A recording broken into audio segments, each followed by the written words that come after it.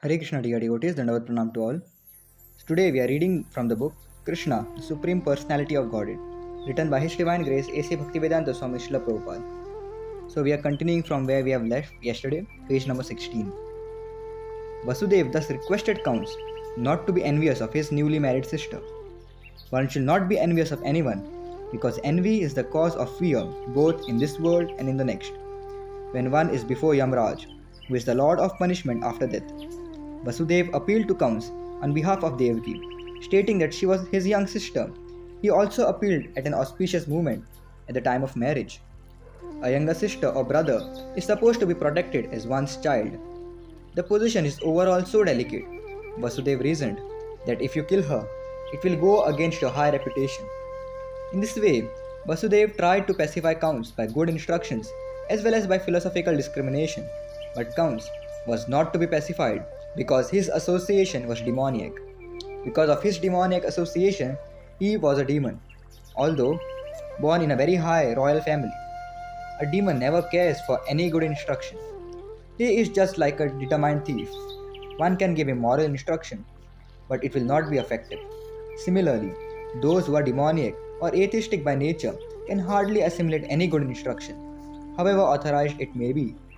That is the difference between demigods and demons. Those who can accept good instruction and try to live their lives in that way are called demigods, and those who are unable to take such good instructions are called demons. Failing in his attempt to pacify Kamsa, Vasudeva wondered how he will protect his wife Devaki. When there is imminent danger, an intelligent person should try to avoid the dangerous position as far as possible. But if, in spite of endeavoring by all intelligence, one fails to avoid the dangerous position, there is no fault on his part. One should try his best to execute his duties, but if the attempt fails, he is at no fault. Vasudeva thought of his wife as follows: for the present, let me save the life of Devaki. Then later on, if there are children, I shall see how to save them. He further thought, if in future I get a child who can kill Kamsa, just as Kamsa is thinking, then both Devaki and the child will be saved, because the law of providence is inconceivable. But now, some way or the other, let me save the life of Devaki. There is no certainty how a living entity contacts a certain type of body, just as there is no certainty how a blazing fire comes in contact with a certain type of wood in the forest. When there is a forest fire, it is experienced that the blazing fire sometimes leaps over one tree and catches another by the influence of wind. Similarly, a living entity may be very carefully in the matter of executing his duties, but it is very difficult for him to know what type of body he is going to get in his next life.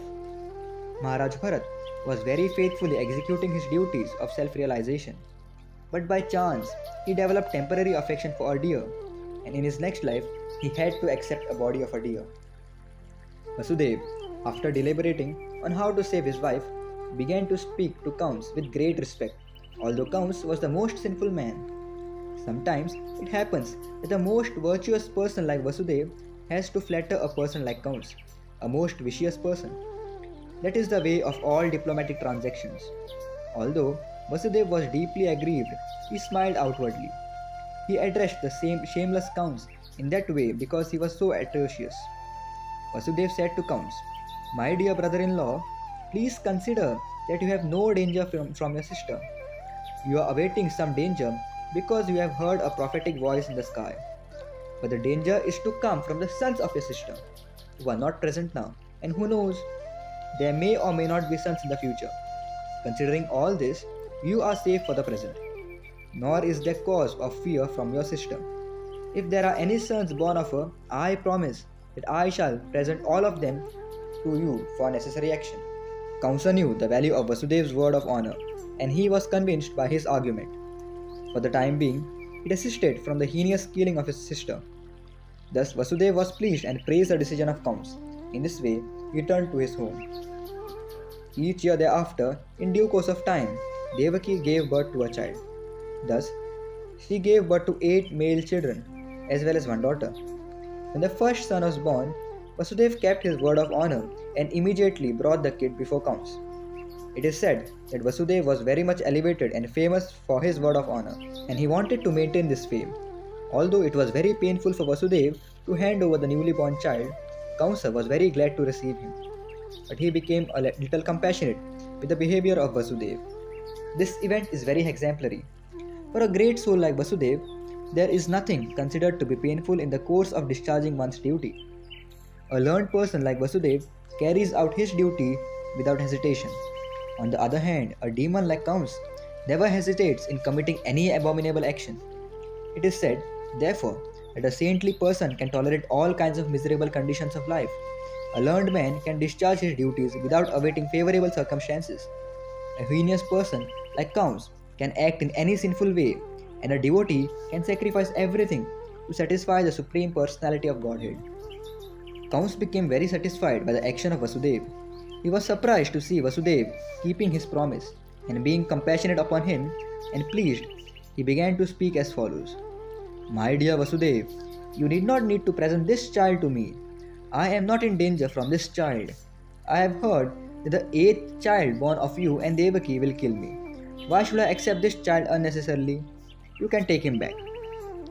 When Vasudeva was returning home with his firstborn child, although he was pleased by the behavior of Kamsa, he could not believe in him because he knew that Kamsa was uncontrollable.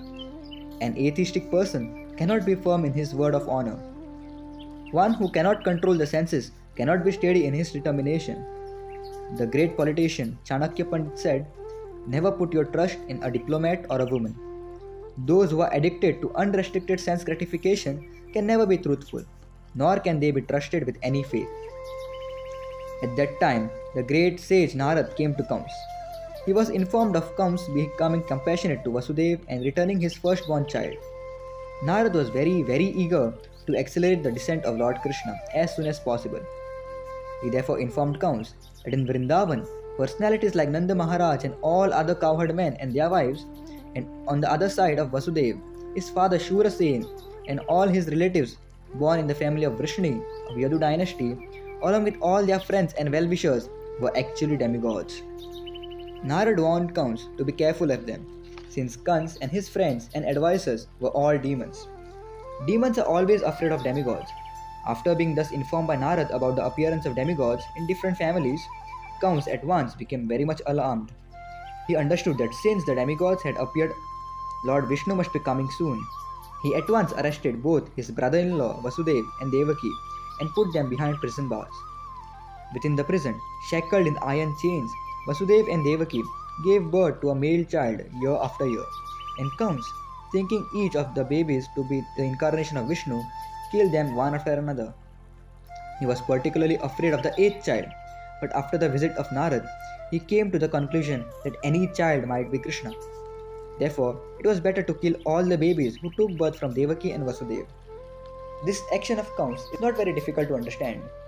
In the history of the world, there are many instances of persons in the royal order who have killed their father, brother, or the whole family and friends for the satisfaction of their ambitions. There is nothing astonishing about this, for members of demoniac, greedy royal order can kill anyone for their nefarious ambitions.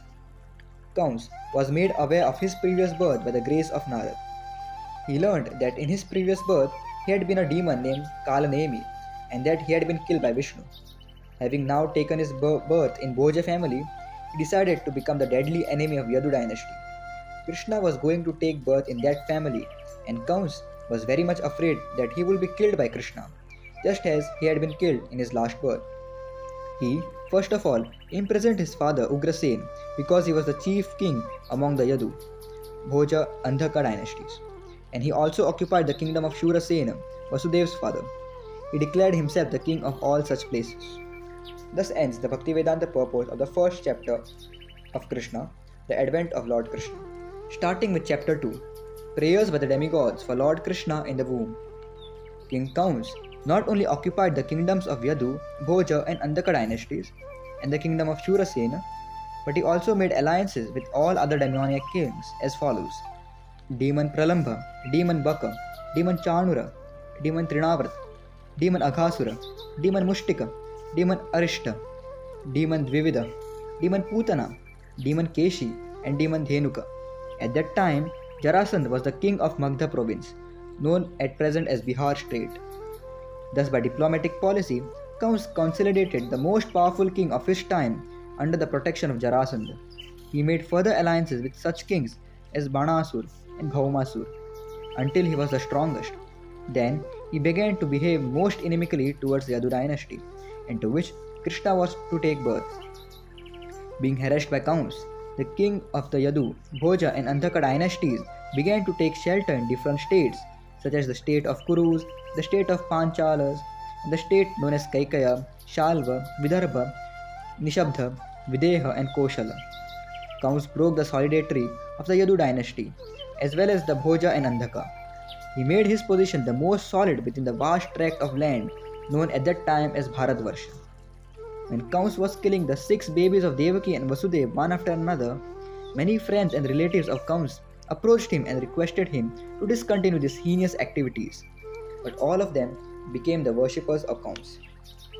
When Devaki became pregnant for the 7th time, a plenary expansion of Kṛṣṇa, known as Ananta, appeared within her womb.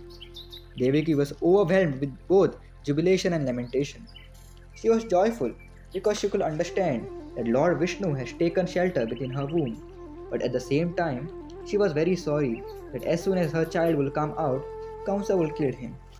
At that time, the Supreme Personality of Godhead, Kṛṣṇa, being compassionate upon the Yadus, who were fearful due to the atrocities committed by Kamsa, ordered the appearance of Yogamaya, his internal potency.